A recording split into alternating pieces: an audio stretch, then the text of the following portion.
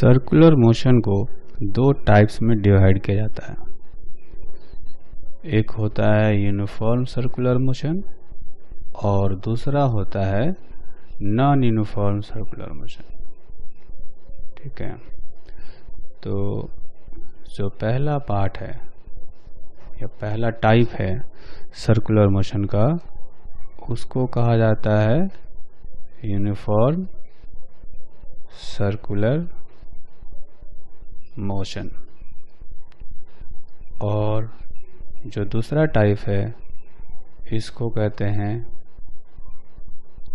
Non uniform circular motion. Uniform circular motion में क्या होता है कि जो पार्टिकल है वो कांस्टेंट स्पीड से ट्रेवल करता है ना, जबकि नॉन यूनिफॉर्म सर्कुलर मोशन में पार्टिकल का स्पीड वेरी करता रहता है। अगर यूनिफॉर्म सर्कुलर मोशन में बात करें तो हर जगह स्पीड इसका कांस्टेंट रहेगा। ठीक है, जबकि इसमें स्पीड जो है चेंज होता रहेगा। हम लोग ये ध्यान रखना है कि हम लोग वेलोसिटी की बात नहीं कर रहे हैं, हम लोग अभी सिर्फ स्पीड की बात कर रहे हैं।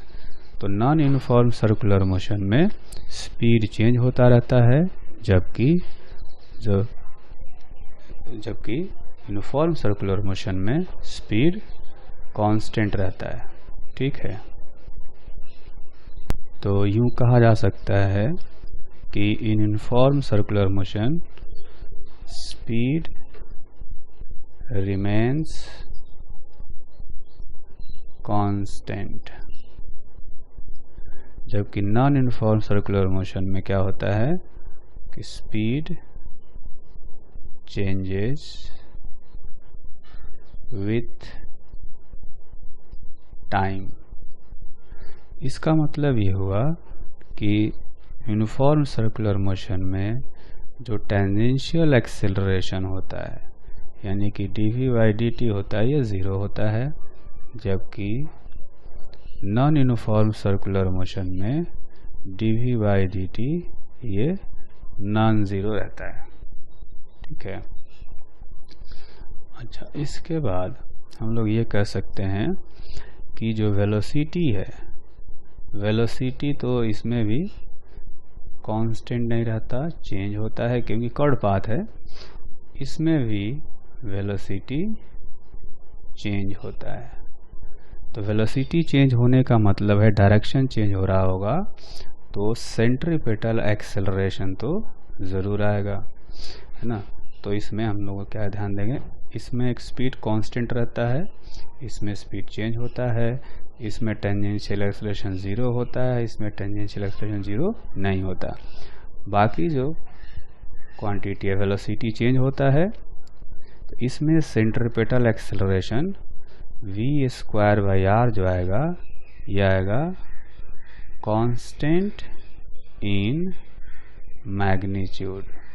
चूँकि स्पीड v कांस्टेंट है तो मैग्नीट्यूड इसका कांस्टेंट आएगा, जबकि इसमें v² जो है ये वेरिएबल होगा। ठीक है, इसमें मैग्नीट्यूड और डायरेक्शन दोनों ही चेंज हो रहा होगा, क्योंकि जो स्पीड v है v चेंज हो रहा होता है। तो टोटल एक्सेलरेशन इसमें आएगा v² प्लस टेंजेंशियल एक्सेलरेशन, तो टेंजेंशियल एक्सेलरेशन 0 होता है, तो इस केस में टोटल एक्सेलरेशन v² के इक्वल होता है, जिसका कि मैग्नीट्यूड कांस्टेंट होता है, कांस्टेंट इन मैग्नीट्यूड। ठीक है, ये इसमें हमने लिखा है टोटल एक्सेलरेशन।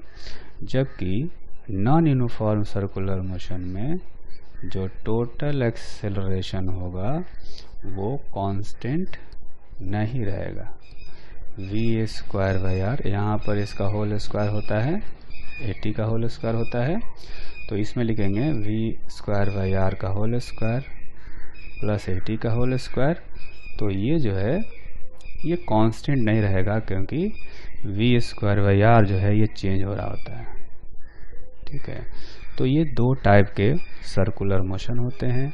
1 बाय 1 हम लोग दोनों टाइप का जो सर्कुलर मोशन होता है उस पे एग्जाम्पल्स करेंगे। तो इस तरह से अभी हमने सर्कुलर काइनेमेटिक्स वाला पार्ट कंप्लीट कर लिया है। अब हम सर्कुलर डायनेमिक्स वाला पार्ट पढ़ेंगे। सर्कुलर डायनेमिक्स में क्या है कि अब हम लोग फोर्सेस के बारे में बात करेंगे। ठीक है, तो सर्कुलर डायनेमिक्स से रिलेटेड प्रॉब्लम्स को सोल्व करने के लिए कुछ फिक्स्ड स्टेप्स होते हैं जिनको कि हम लोग अभी सीखेंगे, है ना। तो ये जो स्टेप्स हैं वो स्टेप्स समझते रहते हैं, साथ में एक एग्जाम्पल भी करते रहते हैं, है ना। तो ये एग्जाम्पल है, आप देखेंगे कि एक फिक्स्ड स्मूथ स्फीयर है ना। यहाँ पर हमें दिया गया है फिक्स्ड स्मूथ स्फीयर, और इस स्फीयर के टॉप मोस्ट पॉइंट से एक छोटा सा ब्लॉक रिलीज किया जाता है ना। ये जो ब्लॉक है इसको रिलीज किया जाता है वहाँ से। तो हमें पता करना है कि वर्टिकल से कितने एंगल पर आ करके ये स्फीयर से कांटेक्ट छोड़ देगा। ठीक है, अगर मान लेते हैं ये अल्फा एंगल है, तो इस अल्फा का वैल्यू हमें फाइंड करना है। Find alpha when block leaves the sphere. ठीक है, तो क्वेश्चन ये है, और इसमें हम लोग जो स्टेप्स फॉलो करेंगे वो वाला स्टेप का जो फर्स्ट पार्ट है, जो फर्स्ट स्टेप है वो ये है कि locate the particle on circular path. ठीक है, तो इस क्वेश्चन में जो पार्टिकल है उसके दो लोकेशन है, एक तो हाईएस्ट पॉइंट और एक वो पॉइंट है जहाँ पर ये कांटेक्ट छोड़ेगा। ठीक है, तो जहाँ पर कांटेक्ट छोड़ेगा उसी का अल्फा पॉइंट फाइंड करने के लिए बोला गया है। तो ये हमने लोकेशन यहाँ पर बना लिया है पहले से, तो पहला स्टेप एक तरह से कंप्लीट है। उसके बाद क्या करते हैं कि फ्री बॉडी डायग्राम बनाते हैं। Draw the free body diagram of the body. तो इसका फ्री बॉडी डायग्राम बनाने के लिए हम लोग क्या करेंगे, देखेंगे कि एक डाउनवर्ड डायरेक्शन में mg फोर्स आएगा, एक नॉर्मल फोर्स आएगा इधर। ठीक है, और चूंकि ये स्मूथ स्फीयर है तो फ्रिक्शन तो होगा नहीं, तो कुल मिला करके ये दो फोर्स ही लगेंगे। ठीक, उसके बाद जो थर्ड स्टेप है उसमें हम लोग क्या करते हैं, फोर्सेज को रिजोल्व करते हैं। Resolve the forces along radial direction and perpendicular to it। ठीक है, तो इसमें कुल मिलाकर के दो फोर्सेज हैं, तो हम लोग वैसे फोर्सेज को रिजोल्व करते हैं जो कि रेडियल डायरेक्शन में नहीं हो या टेंजेंशियल डायरेक्शन में नहीं हो। ठीक है, तो अब देखेंगे कि जो mg है इसको रिजोल्व किया जा सकता है, ये एंगल है अल्फा, क्योंकि हमें फोर्सेज किधर लाने हैं, हमें फोर्सेज लाने हैं एक तो रेडियल डायरेक्शन में और एक उसके परपेंडिकुलर। तो जो फोर्स पहले से ही रेडियल डायरेक्शन में होगा या परपेंडिकुलर डायरेक्शन में होगा उनको रिजोल्व नहीं करना है। रिजोल्व उनको करना है जो ना तो रेडियल डायरेक्शन में है और ना ही परपेंडिकुलर डायरेक्शन में। तो इनमें से देखेंगे नॉर्मल पहले से ही रेडियल डायरेक्शन में है, mg ऐसा फोर्स है जो ना कि रेडियल डायरेक्शन में है ना परपेंडिकुलर डायरेक्शन में, तो इसको रिजोल्व करके लाएंगे। तो रिजोल्व करेंगे तो इधर इसका कंपोनेंट आएगा mg cos alpha radial direction में, और टेंजेंशियल डायरेक्शन में आएगा mg sin अल्फा। ठीक है, सेंटर की तरफ एक्सेलरेशन होता है v²/r, है ना।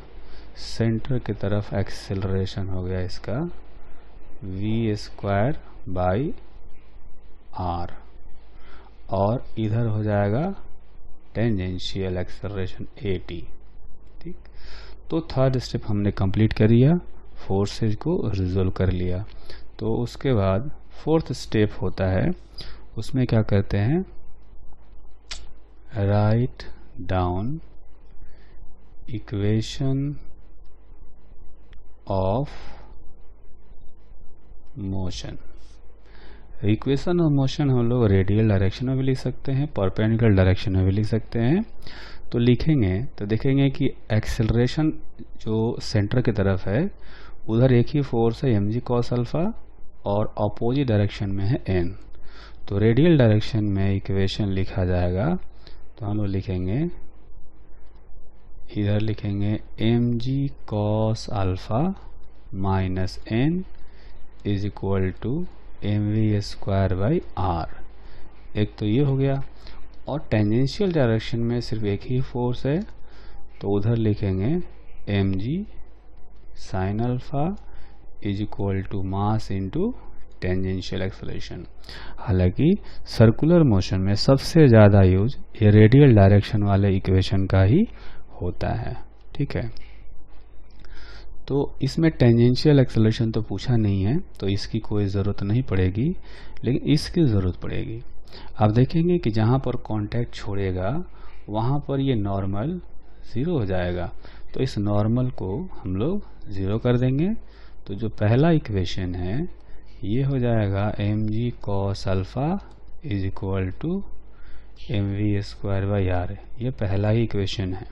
ठीक है, अब जो है फिफ्थ स्टेप हम देखेंगे कि चूँकि हमें अल्फ़ा निकालना है, तो उसके लिए हमें ये जो v है यानी जो वेलोसिटी है ये पता होना चाहिए। ठीक है, तो v को पता करने के लिए हमें क्या करना पड़ेगा कि दो जगह पर वेलोसिटीज़ हैं उनको रिलेट करना पड़ेगा। जैसे कि इस ब्लॉक को यहाँ से रिलीज किया गया था, तो यहाँ पर वेलोसिटी था 0, और यहाँ पर जहाँ पर कांटेक्ट छोड़ रहा है यहाँ पर वेलोसिटी है v। ये हमें फाइंड करना है। अगर ये v फाइंड हो जाए तो अल्फ़ा का वैल्यू निकल जाएगा। तो हम क्या करेंगे कि अगर दो जगह वेलोसिटी को रिलेट करना हो, जैसे यहाँ एक जगह वेलोसिटी दिया हुआ है, एक जगह फाइंड करना है, तो दोनों को रिलेट करेंगे तो एक की वैल्यू निकाल सकते हैं। तो रिलेट करने का जो तरीका है वो ये है, या तो एनर्जी कंजर्वेशन लगाएंगे या वर्क एनर्जी थ्योरम लगाएंगे, है ना। तो हम लोग यहाँ पर कह सकते हैं to relate the velocities, relate the velocities at two different points, apply work energy theorem और एनर्जी कंजर्वेशन। ठीक है, तो हम लोग वर्क एनर्जी थ्योरम लगा सकते हैं, एनर्जी कंजर्वेशन लगा सकते हैं, दोनों ही अप्लाई कर सकते हैं। Work energy theorem in general आसान होता है। तो इसमें पहला काम हम लोग क्या करेंगे कि इनिशियल पॉइंट हम लोग मानेंगे हाईएस्ट पॉइंट को, और फाइनल पॉइंट मानेंगे इस पॉइंट को जहाँ से ये कांटेक्ट छोड़ रहा है। ठीक है, तो आप देखेंगे कि अगर ये रेडियस है r, ये r है, तो ये हाइट जो होगा यहाँ से यहाँ तक ये होगा r cos अल्फ़ा। ठीक, हमें पता करना है ये वाली हाइट। तो टोटल रेडियस में से ये r cos अल्फ़ा यानी ये वाली हाइट माइनस कर देंगे तो ये वाली वैल्यू निकल जाएगी। तो इसको लिखेंगे r minus r cos alpha. ठीक है, तो आप देखेंगे कि पार्टिकल को यहाँ से यहाँ लाने में ग्रेविटी वर्क करेगा। तो यहाँ लिख सकते हैं कि work done by gravity plus work done by normal is equal to change in kinetic energy. Normal का वर्क डन 0 होगा, है ना, क्योंकि स्फीयर स्टेशनरी है।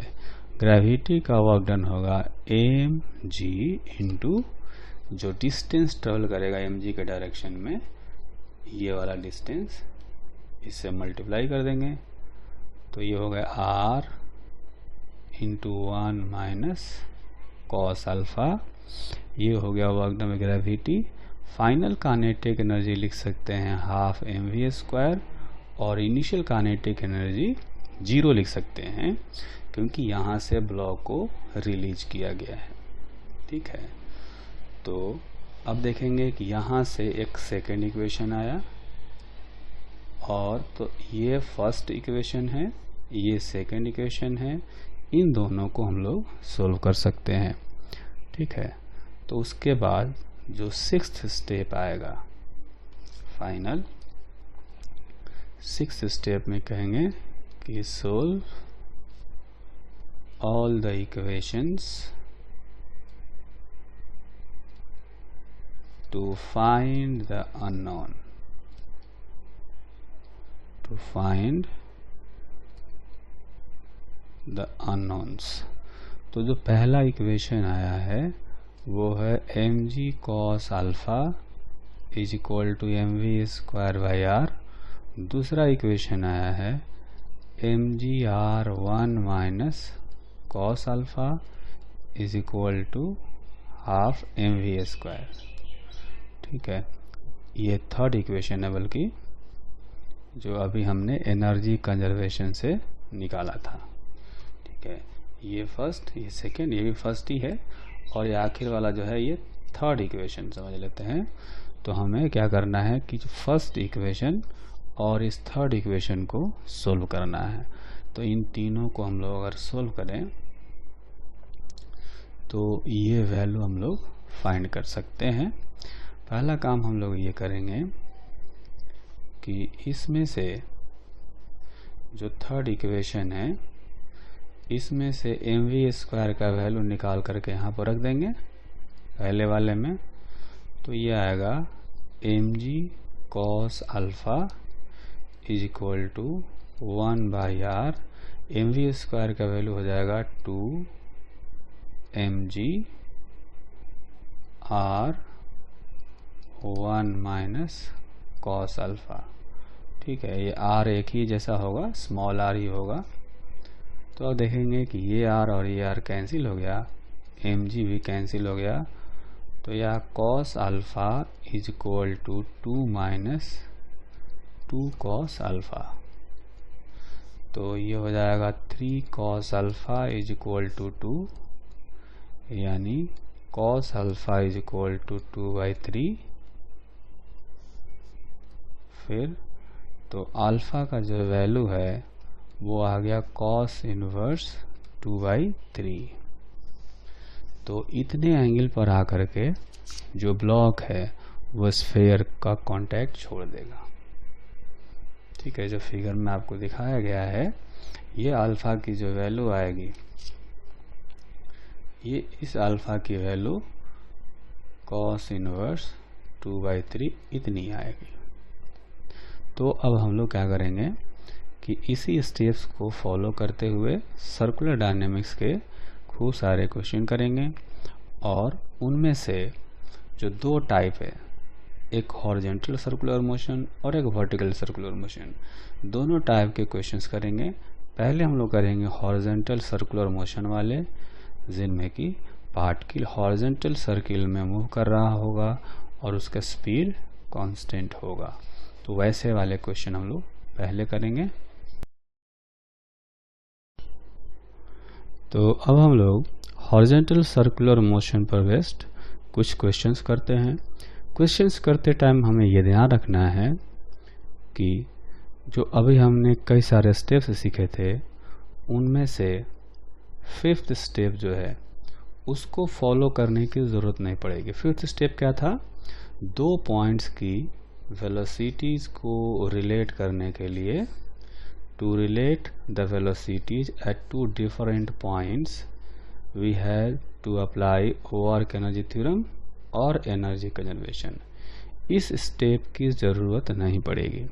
वो इसलिए क्योंकि हॉरिजॉन्टल सर्कुलर मोशन में जो है स्पीड कांस्टेंट रहता है, और जब स्पीड कांस्टेंट रहेगा तो हमें वेलोसिटीज को रिलेट करने की ज़रूरत ही नहीं पड़ेगी, क्योंकि हर जगह वेलोसिटी इक्वल आएगा, है ना। तो ये ध्यान रखना है कि 5th वाला स्टेप यानी वर्क एनर्जी थ्योरम वाला स्टेप या एनर्जी कंजर्वेशन वाला स्टेप हमें नहीं अप्लाई करना है हॉरिजॉन्टल सर्कुलर मोशन में, ठीक है। तो हम लोग शुरू करते हैं पहला क्वेश्चन। पहला क्वेश्चन है इसमें, इस क्वेश्चन को कहा जाता है कोनिकल पेंडुलम वाला क्वेश्चन। इसमें क्या है कि यहाँ पर एक सपोर्ट है, इस सपोर्ट से एक एल लेंथ का स्ट्रिंग अटैच किया गया और उस स्ट्रिंग का जो फ्री एंड है वहाँ पर एक बॉल अटैच किया गया है, ठीक है। ये जो बॉल है ये हॉरिजॉन्टल सर्किल में घूमता है, जैसा कि ये देखेंगे ग्रीन लाइन से एक सर्किल बनाया गया है। तो ये जो बॉल है वो इस तरह से ग्रीन वाला जो सर्किल बन रहा है जो कि हॉरिजॉन्टल सर्किल है, इस सर्किल पर ये घूमता है, ठीक है, इस तरह से। तो हमें इसमें कई सारी चीज़ें पता करनी होती है, कुछ चीज़ें दी होती हैं, कुछ चीज़ें पता करनी होती है, ठीक है। तो अब मान लेते हैं कि ये जो स्ट्रिंग है वो थीटा एंगल पर इंक्लाइंड है और इसके सर्किल का रेडियस है r। तो इस बॉल का अगर फ्री बॉडी डायग्राम बनाएंगे, जो पहला स्टेप था कि लोकेट करो, तो लोकेट हमने कर दिया, चूँकि हॉरिजॉन्टल सर्किल पर है तो कहीं भी लोकेट किया जा सकता है, सारे पॉइंट एक जैसे हैं, है ना। तो हमने यहाँ डायग्राम बनाएंगे। दूसरा स्टेप था फ्री बॉडी डायग्राम बनाने का। तो फ्री बॉडी डायग्राम बनाएंगे तो यहाँ पर आएगा वेट mg और स्ट्रिंग फोर्स एक टेंशन लगाएगा T। कुल मिलाकर के ये 2 फोर्सेज हैं, ठीक है। अब तीसरा स्टेप आया कि हमें क्या करना है, इन फोर्सेज को रिजोल्व करना है। तो रिजोल्व करने के लिए हमें क्या करना चाहिए, सारे फोर्सेज रेडियल डायरेक्शन और उसके परपेंडिकुलर रिजोल्व करना है। रेडियल डायरेक्शन तो ये है और परपेंडिकुलर डायरेक्शन ये है। तो रिजोल्व करते टाइम में भी हम लोग वो फोर्सेज रिजोल्व करते हैं जो कि ना रेडियल डायरेक्शन में हो और ना ही परपेंडिकुलर डायरेक्शन में हो, जैसे कि यहाँ पर टेंशन है, ठीक है। mg जो है पहले से ही परपेंडिकुलर है तो mg को रिजोल्व नहीं करेंगे। तो अब यहाँ पर ये अगर एंगल थीटा है तो ये वाला एंगल भी थीटा होगा। तो इस टेंशन को रिजोल्व करेंगे। वर्टिकल डायरेक्शन में इसका कंपोनेंट आएगा t cos थीटा और हॉरिजॉन्टल डायरेक्शन में आएगा t sin थीटा, ठीक। और सेंटर की तरफ एक्सेलरेशन आएगा v²/r, है ना। अब उसके बाद 4th स्टेप में हमें क्या करना था, हमें इक्वेशन ऑफ मोशन लिखना था। तो रेडियल डायरेक्शन में अगर इक्वेशन लिखें तो सेंटर की तरफ एक फोर्स लग रहा है t sin theta is equal to mass into centripetal acceleration v²/r, एक इक्वेशन आ गया, ठीक है। अच्छा, उसके बाद वर्टिकल डायरेक्शन में इक्विलिब्रियम हो गया, क्योंकि ये ऊपर नीचे बॉल नहीं जा रहा है, बॉल हॉरिजॉन्टल सर्किल में मूव कर रहा है, यानी कि वर्टिकल इक्विलिब्रियम में होगा। तो ये भी कह सकते हैं कि t cos theta minus mg is equal to 0, ये भी लिखा जा सकता है। तो जो दूसरा वाला है, अगर इसको थोड़ा सिंप्लीफाई करें तो इसको इस तरह से लिख सकते हैं, ठीक है। अब जो है हम लोग इक्वेशन 1 और इक्वेशन 2 दोनों को सोल्व कर सकते हैं। तो ऐसा करेंगे कि इक्वेशन 1 को इक्वेशन 2 से डिवाइड कर देते हैं। तो लेफ्ट हैंड साइड में है t sin थीटा और t cos theta, right hand side में है mv² बाई mg। तो यहाँ से देखेंगे कि tan थीटा का वैल्यू आएगा v² बाई rg। एक ये रिलेशन आ गया। हम चाहें तो जो v है v को ओमेगा r लिख सकते हैं, तो ओमेगा r का होल स्क्वायर बाई rg, यानी omega square r by g, ऐसे भी लिखा जा सकता है। ठीक। अच्छा, अब इसमें आप देखेंगे कि यहाँ जो ट्रायंगल बन रहा है, एक राइट एंगल ट्रायंगल बन रहा है, ये हो गया L, ये हो गया R और ये है थीटा। ठीक है। ये जो हाइट है, इस हाइट को हम लोग चाहें तो √L² माइनस R² का रूट भी लिख सकते हैं। ठीक है। लेकिन साइन थीटा का जो वैल्यू आएगा इसमें, वो आएगा R बाई L, है ना। तो अगर ऐसा करें कि ये जो इक्वेशन था पहला वाला, है ना, इस पहले वाले इक्वेशन को अगर फिर से लिखें, t sine theta is equal to mv² by r, तो t साइन थीटा को हम लोग लिख सकते हैं r बाई l, है ना, is equal to mv² by r, या m जो v² है इसको ओमेगा r का होल स्क्वायर बाई r।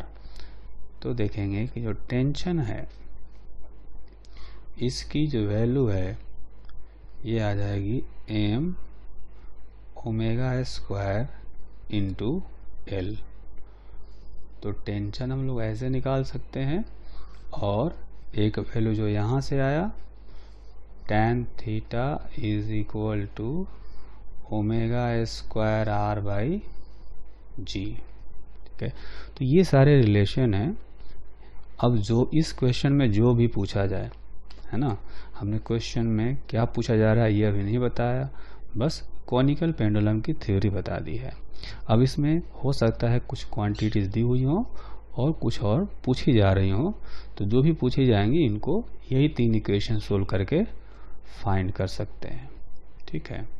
जब यूज़ करना हो तो साइन थीटा के जगह पर हम लोग साइन थीटा के जगह पर r बाई l वाला वैल्यू यूज कर सकते हैं, जो अभी हमने यहाँ पर रखा था। ठीक। तो एक क्वेश्चन ये हो गया। इसके बाद जो सेकंड क्वेश्चन है वो ये आता है कि motion of vehicle on horizontal circular road. जो हॉरिजॉन्टल सर्कुलर या कर्व रोड है वो किसी न किसी सर्किल का पार्ट होता होगा, है ना। कर्व रोड है तो किसी न किसी सर्किल का पार्ट होगा, या हो सकता है कि रोड ही सर्कुलर हो। तो दोनों ही केस में जो व्हीकल है उसका मोशन कैसा होगा, कितने फोर्सेज लगेंगे, ये सारी चीज़ें हमें पता करनी होती है। जैसे मान लेते हैं कि ये अपना व्हीकल है, ठीक है, तो इसमें देखेंगे कि सेंटर की तरफ कोई ना कोई फोर्स आना चाहिए जो कि इसको सर्किल में घुमाएगा। अगर मान लें कि स्पीड कांस्टेंट है, स्पीड कांस्टेंट मानेंगे तो टेंजेंशियल 0 हो जाएगा, लेकिन सेंट्रीपिटल एक्सेलरेशन रहेगा। तो सेंट्रीपिटल एक्सेलरेशन रहेगा तो इसके लिए एक फ्रिक्शन फोर्स लगना चाहिए, और वो फ्रिक्शन फोर्स सेंटर की तरफ होगा, है ना। एक और फोर्स लगेगा, इसको ऐसे दिखाएं तो नीचे की तरफ आएगा mg, और वर्टिकली अपवर्ड डायरेक्शन में आएगा नॉर्मल फोर्स। ठीक है। और सेंटर की तरफ लग रहा होगा फ्रिक्शन फोर्स। हमने फ्री बॉडी डायग्राम बना दिया। अब क्या करेंगे कि इक्वेशन ऑफ मोशन लिखेंगे। तो सेंटर की तरफ जो फोर्स लगेगा ये होगा F is equal to mass into acceleration, centripetal acceleration. एक इक्वेशन ये हो गया।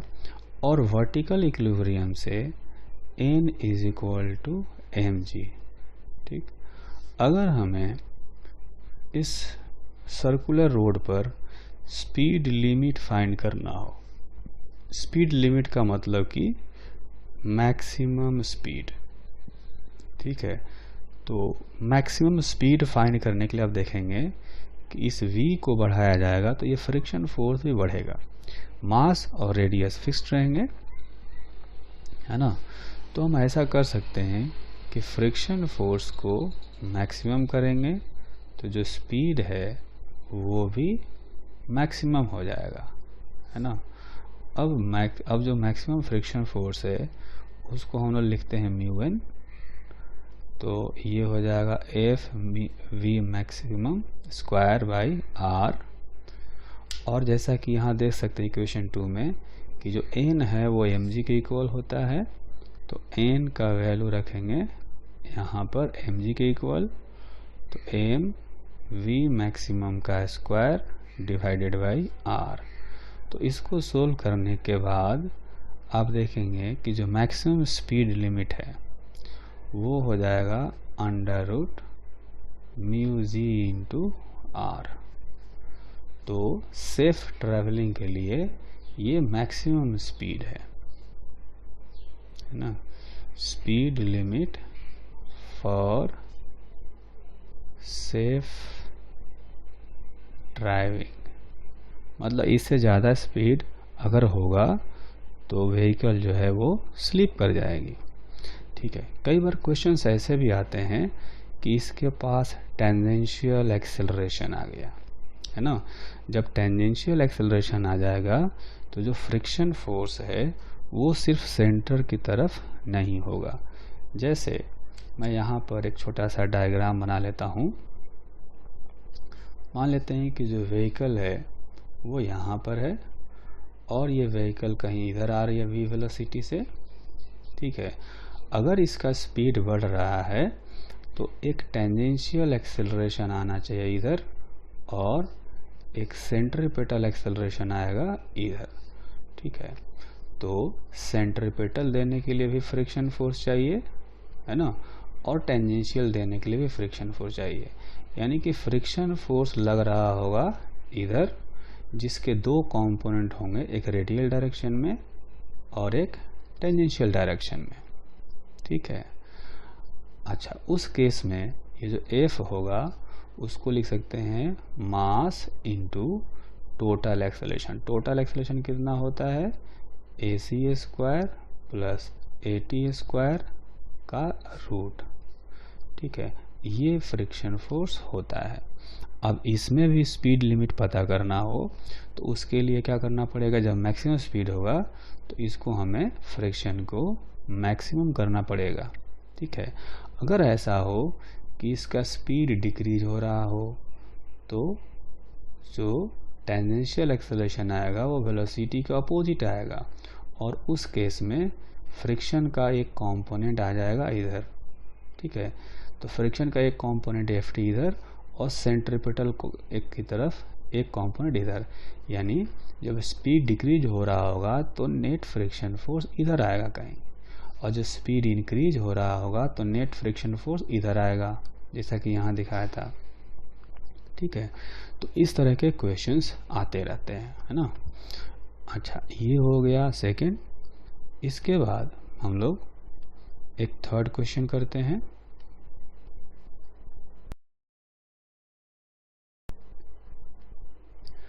तो थर्ड क्वेश्चन में कहा गया है कि हॉरिजॉन्टल सर्कुलर मोशन इनसाइड कोन। अब देखेंगे कि एक फिगर बनाया गया है।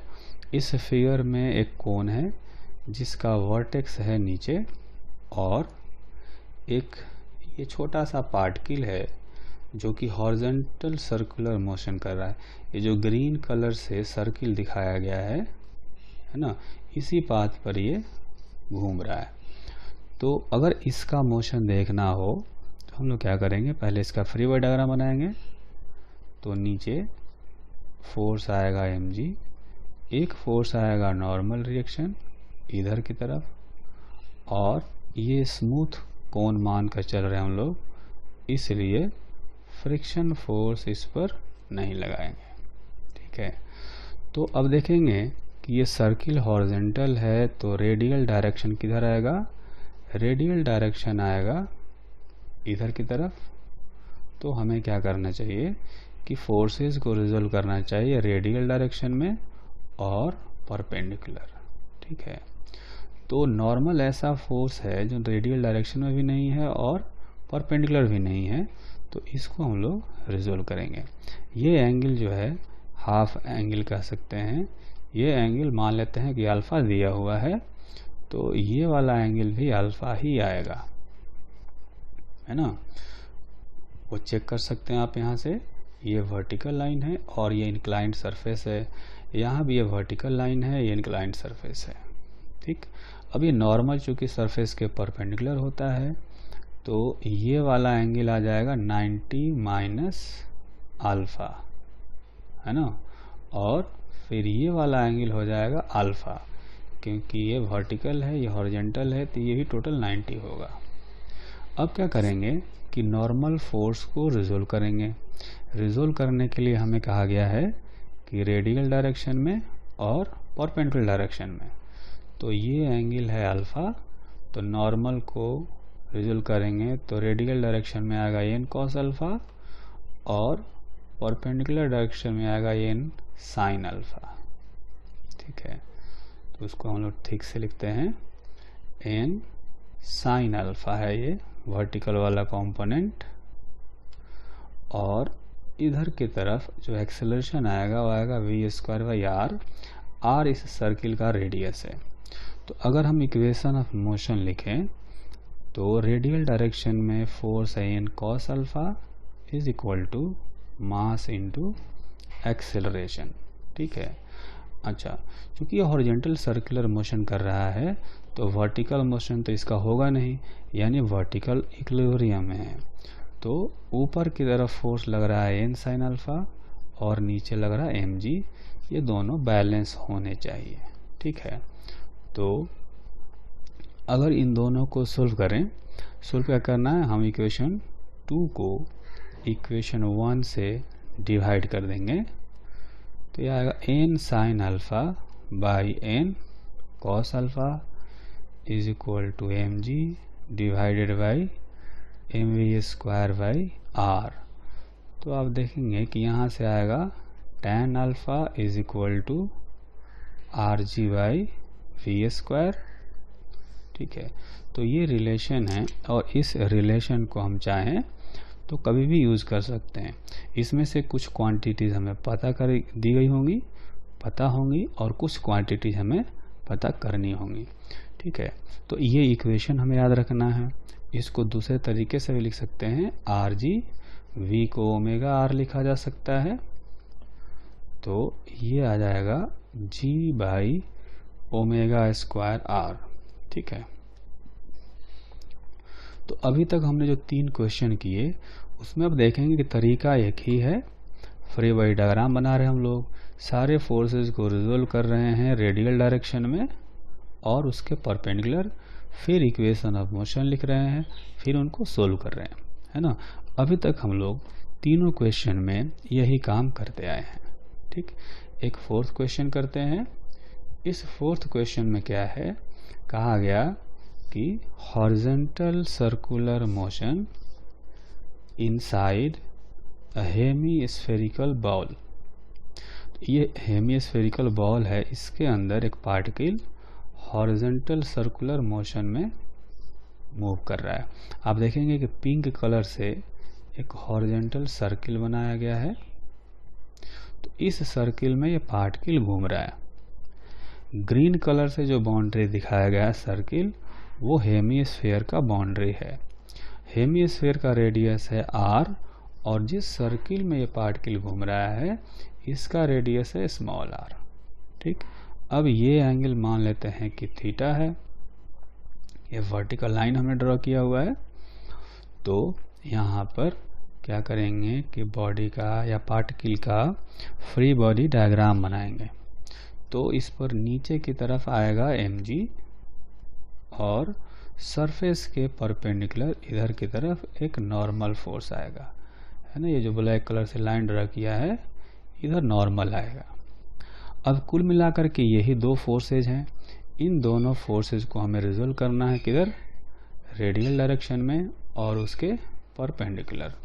तो अगर ये एंगल थीटा है तो ये भी थीटा होगा और एन को हमें रिजोल्व करना पड़ेगा क्योंकि ये ना रेडियल डायरेक्शन में है ना परपेंडिकुलर है।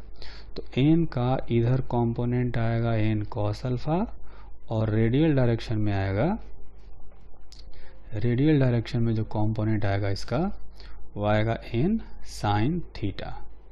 इसको थीटा लिखेंगे क्योंकि एंगल थीटा है, ये हो जाएगा एन साइन थीटा। और सेंटर की तरफ एक्सेलरेशन ओमेगा स्क्वायर आर भी लिख सकते हैं या वी स्क्वायर बाई आर भी लिख सकते हैं। ठीक, तो अगर इक्वेशन ऑफ मोशन लिखा जाए तो रेडियल डायरेक्शन में हम लोग लिखेंगे, रेडियल डायरेक्शन में एक ही फोर्स है एन साइन थीटा, ये होना चाहिए मास इनटू एक्सेलरेशन या एम ओमेगा स्क्वायर आर भी लिख सकते हैं, है ना। Centripetal acceleration v square r भी होता है और ओमेगा स्क्वायर आर भी होता है। कैसे, क्योंकि वी स्क्वायर बाई आर है, इसको वी को ओमेगा आर लिख सकते हैं, तो ये देखेंगे कि ये ओमेगा स्क्वायर आर आ गया। ठीक है, तो पहला इक्वेशन अपना आया N sine theta is equal to m v square by r is equal to m omega square r. और चूंकि ये बॉल हॉरिजॉन्टल सर्किल में घूम रहा है यानी कि वर्टिकल इक्विलिब्रियम में होगा, तो वर्टिकल इक्विलिब्रियम से लिख सकते हैं ऊपर वाला फोर्स एन कॉस थीटा, नीचे वाला फोर्स एम जी, ये दोनों इक्वल होना चाहिए। तो ये इक्वेशन नंबर 2 आ गया। अब अगर इन दोनों को सोल्व करें, सोल्व क्या करना है, हमें इक्वेशन 1 को इक्वेशन 2 से डिवाइड कर देना है। ठीक है, तो डिवाइड करने से यह आएगा N sine theta by N cos theta is equal to m v square by r by m g. तो tan theta is equal to v square by r g, है ना। तो यहाँ पर भी एक रिलेशन आ गया कुछ वैसा ही जैसा हमने पहले पढ़ा हुआ है। तो जब भी ऐसे क्वेश्चन आएंगे तो हमें कुल मिलाकर के यही 2-3 काम करना है। फ्री बॉडी डायग्राम बनाना है, फोर्सेज को रेडियल डायरेक्शन में रिजोल्व करना है और उसके परपेंडिकुलर रिजोल्व करना है, फिर इक्वेशन ऑफ मोशन लिखना है और उनको सोल्व करना है। उसमें जो क्वांटिटी हमें दी हुई उनकी वैल्यू सब्स्टिट्यूट कर देंगे और जो हमें फाइंड करनी होगी उनकी वैल्यू उसमें से कैलकुलेट कर लेंगे। ठीक है, तो ये 4 क्वेश्चंस हो गए। एक और क्वेश्चन करते हैं। तो ये क्वेश्चन है, इसमें आप देखेंगे कि एक्स वाई 2 एक्सिस दिए गए हैं, है ना। ये एक्स एक्सिस हो गया, ये वाई एक्सिस हो गया और ये ब्लू कलर से पैराबोलिक शेप का एक वायर दिया गया है। इस पैराबोलिक शेप का जो वायर है इसका इक्वेशन है y इज इक्वल टू के एक्स स्क्वायर। ठीक है, क्वेश्चन आप पढ़ें क्या लिखा गया है। कहा गया है कि ये wire frame of parabolic shape is rotating about y axis with angular speed omega, है ना। ये जो वायर है ये ओमेगा एंगुलर स्पीड से रोटेट कर रहा है। Bed is rotating in horizontal circular motion with wire frame. तो ये जो रेड कलर का छोटा सा बेड दिखाया गया है ना, ये इस वायर फ्रेम के साथ में रिवॉल्व कर रहा है ना, उस पर फिसल नहीं रहा है। तो इसमें कई सारी चीज़ें पूछी जा सकती है, ओमेगा की वैल्यू पूछी जा सकती है ना। तो क्या करेंगे कि ये जो वेट है इसका पोजीशन मान लेते हैं, पोजीशन कोऑर्डिनेट मान लेते हैं एक्स वाई है। तो एक्स कोऑर्डिनेट जो होगा एक्चुअली में इसका रेडियस बन जाएगा और वाई कोऑर्डिनेट जो होगा ये हाइट बन जाएगा। ठीक। ठीक है। तो इसका फ्री बॉडी डायग्राम बनाएं तो देखेंगे कि नीचे एक फोर्स आएगा mg और इधर आएगा एक नॉर्मल, है ना, एक नॉर्मल फोर्स आएगा। इस नॉर्मल फोर्स के दो कंपोनेंट होंगे। एक कंपोनेंट निकाल सकते हैं हम लोग रेडियल डायरेक्शन में और एक उसके परपेंडिकुलर वर्टिकल डायरेक्शन में, ठीक है। तो इसके लिए हमें क्या करना पड़ेगा, यहाँ पर एक टेंजेंट ड्रॉ करते हैं। टेंजेंट ड्रॉ करने के लिए एक लाइन लेते हैं ऐसा, है ना। ये जो पार्टिकल है यहाँ पर एक लाइन ड्रॉ करते हैं ऐसे। ये एक्चुअली में यहाँ पर टेंजेंट हो गया। तो टेंजेंट अगर थीटा एंगल बना रहा हो तो ये वाला जो एंगल है, मतलब कि वर्टिकल और ये नॉर्मल, इनके बीच का ये एंगल भी थीटा होगा, ठीक है। क्योंकि जो टेंजेंट है एक्चुअली में एक इंक्लाइन प्लेन जैसा है और इंक्लाइन प्लेन पर जो नॉर्मल होता है, नॉर्मल और वर्टिकल के बीच का एंगल इंक्लाइन प्लेन के इंक्लिनेशन के इक्वल होता है, ऐसा हमने NLA में पढ़ा है, ठीक है। तो अब क्या करेंगे, एंगल हमने पता कर लिया, तो इस नॉर्मल फोर्स को रिजोल्व करना है। रिजोल्व करेंगे तो ऊपर की तरफ जो कंपोनेंट आएगा वो आएगा n cos थीटा और रेडियल डायरेक्शन में आएगा n sin थीटा, ठीक है। और सेंट्रीपिटल एक्सेलरेशन आएगा v²/x या इसको ω²x भी लिख सकते हैं। तो अब हम लोग इक्वेशन ऑफ मोशन लिखेंगे। तो रेडियल डायरेक्शन में फोर्स है n sin थीटा, ठीक है। तो n sin थीटा अकेला फोर्स है जो कि सेंट्रीपिटल फोर्स यानी mv²/x या mω²x के इक्वल है, ठीक है। वर्टिकल इक्विलिब्रियम में होगा क्योंकि जो बेड है ये हॉरिजॉन्टल सर्किल में घूम रहा है। तो ऊपर की तरफ नॉर्मल का कंपोनेंट n cos थीटा और नीचे की तरफ जो है mg, ये इक्वल होना चाहिए। तो इसको लिख देंगे mg के इक्वल, ठीक। अब इन दोनों इक्वेशन को सोल्व करेंगे तो n sin theta divided by n cos theta is equal to mω²x divided by mg, यानी tan theta is equal to ω²x/g। जो tan थीटा है इसको हम लोग dy/dx भी लिख सकते हैं, क्योंकि जो थीटा है वो टेंजेंट का x एक्सिस के साथ में इंक्लिनेशन बता रहा है। तो tan थीटा इस टेंजेंट का स्लोप बताएगा और स्लोप को हम लोग लिखते हैं dy/dx।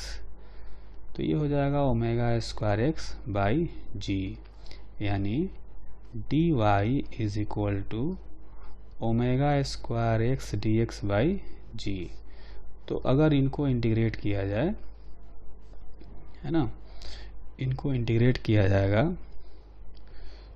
तो ये कहा जा सकता है, ये हो जाएगा 0 से y और ये हो जाएगा 0 से x। तो इधर आएगा y is equal to ω²x²/2g, ठीक है। अब इसमें आप देख सकते हैं कि जो y है, y का वैल्यू हमने बताया है kx², ठीक है। तो y का वैल्यू kx² बताया है, तो उसकी वैल्यू अगर इसमें सब्स्टिट्यूट कर दिया जाए, y के जगह पर kx² सब्स्टिट्यूट कर देंगे